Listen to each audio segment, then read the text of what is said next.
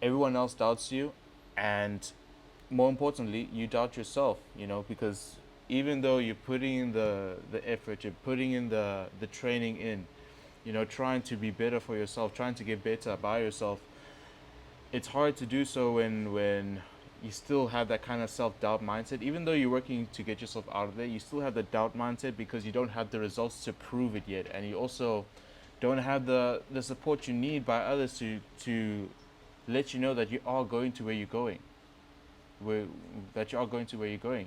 Getting bigger muscle, getting stronger, trying to delete all that bad habits that you had from before. You know, But when push comes to shove, when it's actually time to show up, that's when you actually freeze, and that's when you actually, are scared of unleashing that kind of potential, the potential that you have for yourself, because you just end up being more afraid of making a mistake or just messing up or completely failing flat in your face way more when it actually comes to shove, when push comes to shove. So basically, this video is just like how to go from self-doubt and anxiety all the way to confidence and trust from others and yourself. I can relate to this experience because it happened to me quite a while ago. Like I was preparing for a volleyball tournament. I really like volleyball, and this is my last volleyball competition before I graduate from my university and actually go on to working as a doctor. I really, really wanted to perform well in this competition, so I spent hours and hours on practicing my services, practicing my spikes, practicing my blocking in the volleyball, and I actually became better and better until the game day showed up.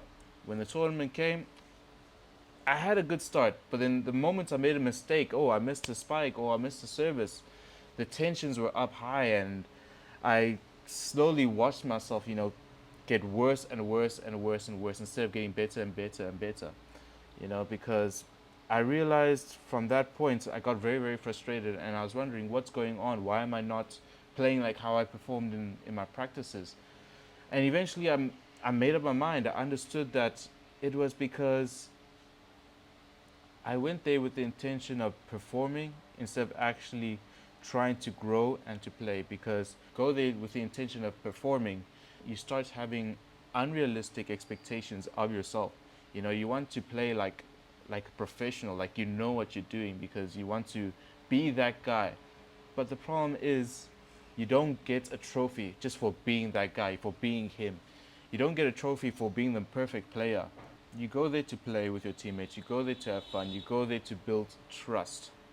That's what I had to realize with myself. And in order to actually build those things, I had to be okay with making mistakes, letting them go, and still have the confidence aspect of still going for it again. Because when I made those mistakes, I froze. I didn't want to touch the ball anymore. I didn't want to do anything. I just wanted to play the ball when it came to me. I didn't want to call for the ball because I didn't have the confidence within myself to do that. That's what is the problem when you're playing to perform. So I had to change my mindset. I had to say, hey man, I'm just a student. I'm not a professional volleyball player. I'm here to grow. I'm here to have fun. I'm already good enough. I've already proven countless of times that I'm good enough when I'm most comfortable. So stop thinking about everyone else, what everyone else thinks about you. Stop chasing their approval and just play just to play. Play for yourself so you can actually practice and become better. Instead of going there with that mindset of being perfect all the time, go in there with that mindset of you're allowed to make mistakes, because that reduces that kind of little voice in your head, that self-critical voice that you've developed for so long from countless of times of being criticized from others, and eventually self-sabotaging yourself and criticizing yourself too.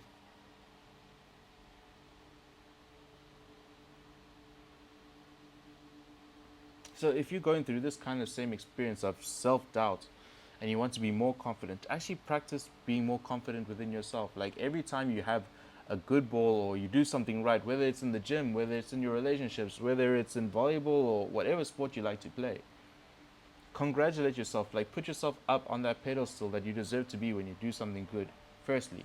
Secondly, don't go there with unrealistic expectations. Don't go into whatever activity you're going to with unrealistic expectations other than being in the present moment and just focusing on playing and actually trying to improve yourself and be better. And next thing, when you actually make a mistake, let the mistake happen. You're going to make mistakes. It's inevitable. Accept it, embrace it, learn from it. Don't use it to put yourself down. Use it to build yourself up. Use it to find out what it is that you're doing wrong, or what's unpredictable mistake, because mistakes are also unpredictable. What unpredictable mistakes happen in which you can avoid and to change it for next time, you know? Or how you could even use that mistake to actually train yourself to actually take the mistake better and actually say, hey, it's okay, I'm human, let me move forward with this. This is something I can learn from, let me use it for next time. Let me still have that accountability, that confidence within myself. Even though I'm not doing good, I'm not proving to myself I'm doing good.